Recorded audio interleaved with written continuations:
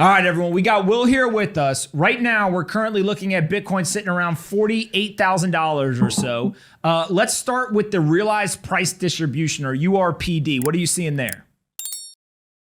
Yeah, so this is just basically on-chain volume profile. You're basically looking at at which different price levels a certain amount of Bitcoin was moved. And so we have this massive zone of volume that was formed while we went sideways for 3 months between 30, 40K. And that's below us. And then as well, we have a fair amount of distribution, kind of like the mid 40Ks between, call it 44 to 47K, that we're kind of, we just now broke through that. So yeah, we have a good amount of support under us in that sense. All right. And then the miners, when China banned a bunch of the miners, obviously hash rate dropped significantly. But the miners that stayed on, what happened with them? They got super profitable?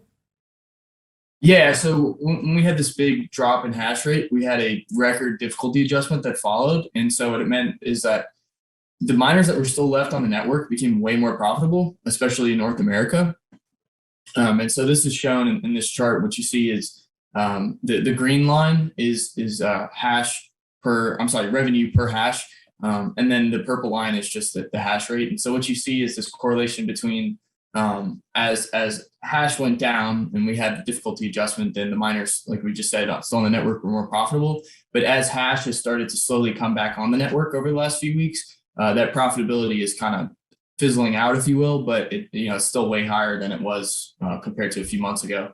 But yeah, hash is starting to come back online slowly, still far from where it was before the Chinese miner migration, but it's looking positive.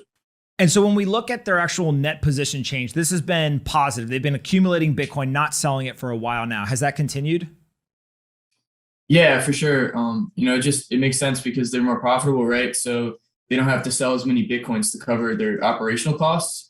And so this is looking at the 30-day change between miner balances 30 days ago on the 20th of July versus August 20th. And so what you see is that it's been staying in the green, and over the last, call it week or so, it's actually moved up. So yes, seeing strong accumulation from miners, which, as we just looked at the profitability, completely makes sense. Yep. So pretty much since the beginning of July, once they went from selling a bunch of Bitcoin to now holding it, accumulating it, that's actually accelerated as well, which we're seeing here in the chart. Another metric that you included this week, which I don't think I actually understand, is market cap to thermocap ratio. Explain to us, what is this? And then what is this chart showing us? Yeah, sure. This was created by Nick Carter. It's just looking at the market cap of Bitcoin in comparison to the total revenue that miners have ever brought in, if that makes sense. And so what you basically get is these over and underheated zones, and obviously the peak of the bull and the bottom of the bear in terms of the speculative premium that's bid up on the marginal from the marginal buyer in comparison to the revenue that miners are bringing in. Yeah, so super bullish to see it kind of what appeared to be, it was going down, and that trend reversed pretty significantly, and we're kind of headed back up now.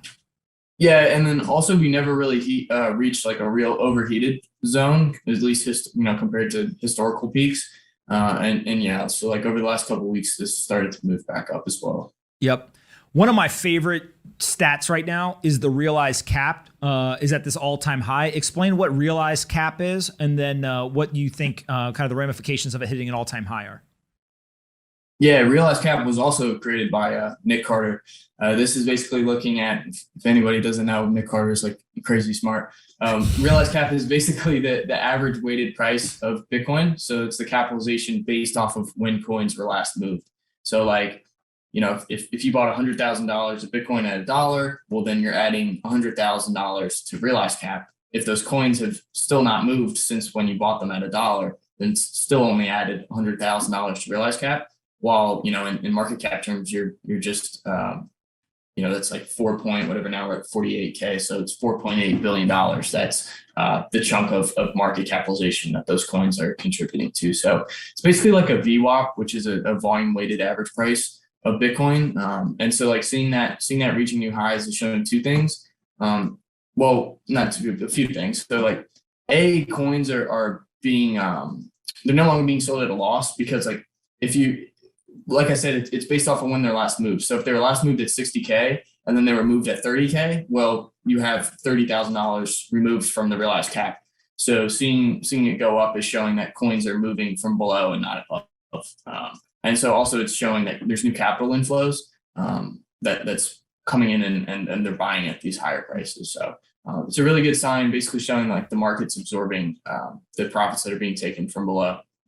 I saw Dylan LeClaire say Bitcoin all-time high September. When do you think we hit an all-time high? Do you have an estimation?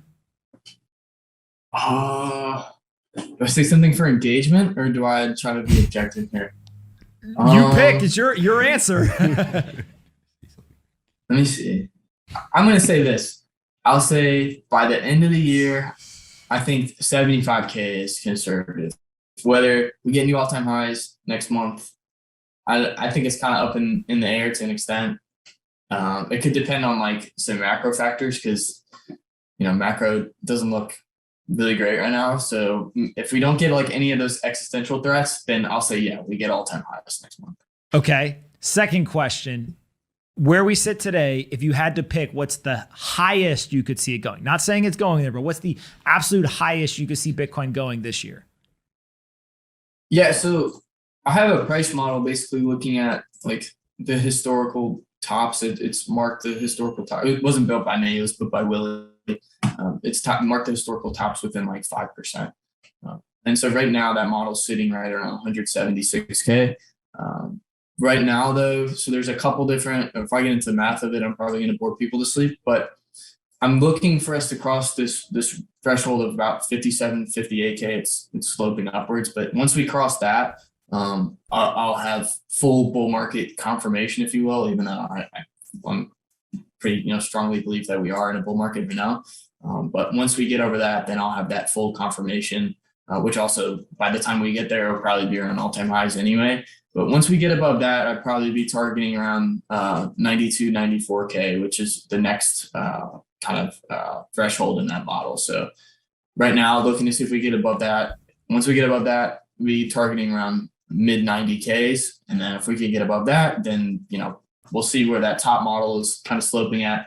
I suspect, by then it'll probably be up near 200K because it's sloping upwards. But yeah, for now it's around 176K. So 176 to 200,000. Not saying it's going there, but it's possible. Yeah, perhaps that'd be like the absolute cycle top.